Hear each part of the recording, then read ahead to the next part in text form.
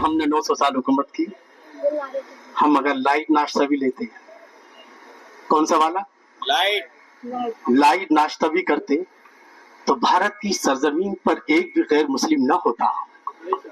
अगर तुम मौजूद हो और असलियत के साथ हो तो ये हमारे इंसाफ की सबसे बड़ी दलील है।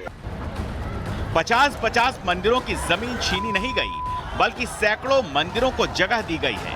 संसद में वक्फ बिल के पास होकर कानून बनने के बाद राष्ट्रपति ने बिल को मंजूरी दी। बिल पर संसद के दोनों सदनों में पक्ष विपक्ष की मौजूदगी में आधी रात तक चर्चा हुई, लेकिन कुछ मौलाना ब्रिगेड को लग रहा है कि अवैध तरीके से कब्जाई जमीन उनके हाथ से निकल रही है। तो देखिए कैसे बाबरी का मुद्दा बीच से छेड़ रहे हैं, 3 तलाक की बात उठा रहे हैं। मकसद सिर्फ एक ही है, मुसलमानों को इस बिल पर खामोश ना हो उस वक्त तक जब तक कि बिल काला कानून वापस ना लिया।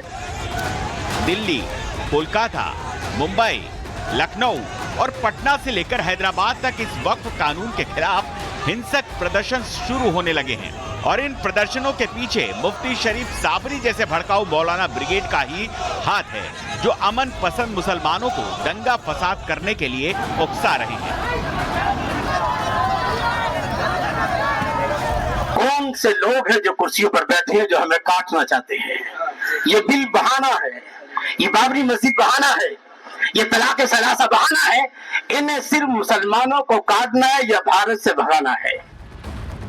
मुफ्ती शरीफ साबरी दलील दे रहे हैं कि वक्फ के नाम पर मंदिरों की जमीन नहीं छीनी गई, जबकि सच तो ये है कि तमिलनाडु के एक गांव तिरुचेंदुरई के 1500 साल पुराने चंद्रशेखर स्वामी मंदिर पर वक्फ ने दावा ठोक दिया, पूरे के पूरे गांव को वक्फ बोर्ड का बता दिया। और तो और प्रयागराज महाकुंभ की जमीन तक को वक्फ बोर्ड की जमीन बताने की साजिश रची गई। लेकिन मुफ्ती शरीफ साबरी मुसलमानों को भड़काने के लिए कह रहे हैं कि हम तो मंदिरों को जगह देते हैं। जिसने मंदिरों से जगह छीनी नहीं है, बल्कि सैकड़ों मंदिरों को जगह दी है। हम हुकूमत करते थे, हम मंदिरों को बनाया करते थे, जगह देते थे। आज तुम हुकूमत करो तो तुम मस्जिद शहीद कर रहे हो और आज तुम हमसे जगह छोड़ ले रहे हो, लिहाजा ये बर्दाश्त।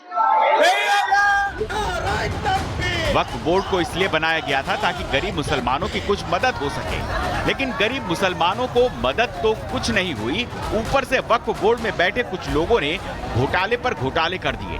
कई बार ये शिकायतें सामने आती रही और वक्फ की कीमती प्रॉपर्टी को औने पौने दाम पर बेच दिया गया, लेकिन मौलाना साहब देश के गरीब मुसलमानों को इसका हिसाब किताब नहीं दे रहे हैं।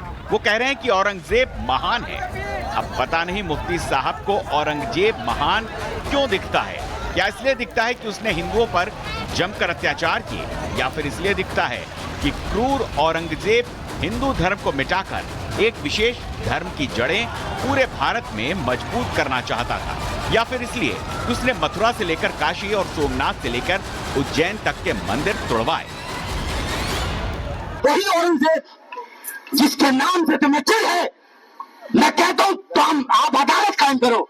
मैं ये साबित करूंगा कि इस हिंदुस्तान को अगर महान भारत बनाया है तो अंग्रेज ने बनाया है। इस हिंदुस्तान को अगर सबसे मालदार मुल्क बनाया है तो अंग्रेज ने बनाया है। इस हिंदुस्तान को सबसे ज्यादा ताकतवर बनाया है तो अंग्रेज ने बनाया है। तुम अदालत कायम करो, ना कोई मुसलमान जज रहेगा, ना कोई हिंदू जज रहेगा, बल्कि ऐसे इंसान को जज बनाओ कि जो किसी का ना हो वो साबित करेगा इतिहास की रोशनी में कि जो अंग्रेज धोरण से वो है कि जिसने इस हिंदुस्तान को जमीन की पस्तियों से उठाकर आसमान की बुलंदी तक पहुंचाया है। कुछ लोग कितना भी भड़काएं, लेकिन मुसलमानों को यह समझना होगा कि ये वक्फ बोर्ड का मामला है, न मुसलमानों पर किसी का हमला।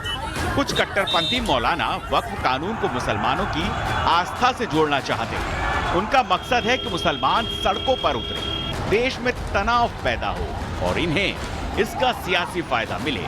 इसीलिए आम मुसलमानों को ये समझना चाहिए कि वक्फ कानून संसद में पास होकर बना है और इस कानून से उनकी निजी जमीन का कोई लेना देना नहीं। न उनकी प्रॉपर्टी छीनी जाएगी, न मस्जिदों को किसी तरह का कोई खतरा है। Bureau report, Republic Bharat. तो वक्फ संशोधन कानून देश भर में लागू होने के बाद से ही मध्य प्रदेश की मोहन सरकार फुल ऑन एक्शन मोड में है। वक्फ की हर संपत्ति के जांच भी के आदेश उनके द्वारा दिए जा चुके हैं, जिसके बाद से बुलडोजर एक्शन भी देखने को मिल रहा है और आलम यह है कि खुद ही अपनी संपत्ति गिराने का काम शुरू कर दिया गया है। देखिए।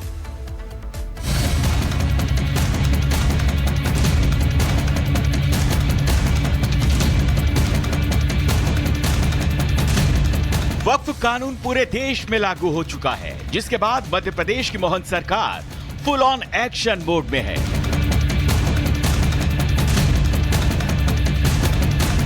मध्य प्रदेश सरकार अब करीब 2000 अवैध कब्जेदारियों को नोटिस भेजने की तैयारी में है। मध्य प्रदेश में वक्फ के पास 23,118 संपत्तियां हैं। 14,986 संपत्तियां सरकारी जांच के दायरे में है। भोपाल के 80 गांव की 750 से ज्यादा संपत्तियों की जांच पूरी कर ली गई है, लेकिन वक्फ के नाम पर धांधली का एक सबूत रिपब्लिक भारत के कैमरे में भी कैद हुआ, जहां यतीम खाने की एक जमीन पर निजी अस्पताल और बड़ा बाजार बना दिया गया।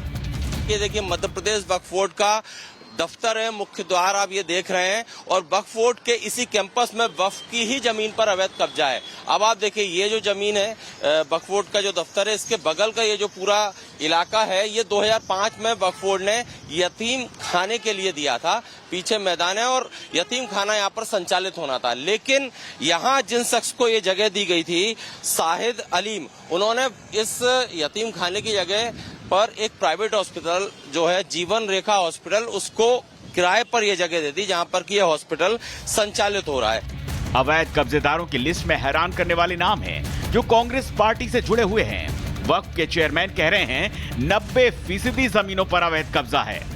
15,008 वक्फ संपत्तियां हमारे यहाँ विधिवत रजिस्टर्ड हैं और 15,008 वक्फ संपत्तियों पर 90% से अधिक संपत्तियों पर लोगों ने अवैध कब्जे कर रखे हैं। और अब जब नया कानून बन गया है तो मध्य प्रदेश वक्फ बोर्ड ने कमर कसी है ऐसे तमाम लोगों पर एक्शन लेने की। हमने अभी 2000 लोगों से ज्यादा को चिन्हित किया है और उन 2000 लोगों को हम नोटिस दे रहे हैं, उनसे कह रहे हैं कि आप हमारी संपत्ति को खाली कीजिए, और खाली नहीं करते आप वैधानिक किराएदार बन जाइए। मध्य प्रदेश की मोहन सरकार ने साफ कर दिया है कि अवैध कब्जे पर एक्शन लाउड और क्लियर होगा, जबकि वक्फ बोर्ड का रिकॉर्ड कहता है कि सबसे ज्यादा अवैध कब्जे कब्रिस्तान पर हैं। बस्तियां, कॉम्प्लेक्स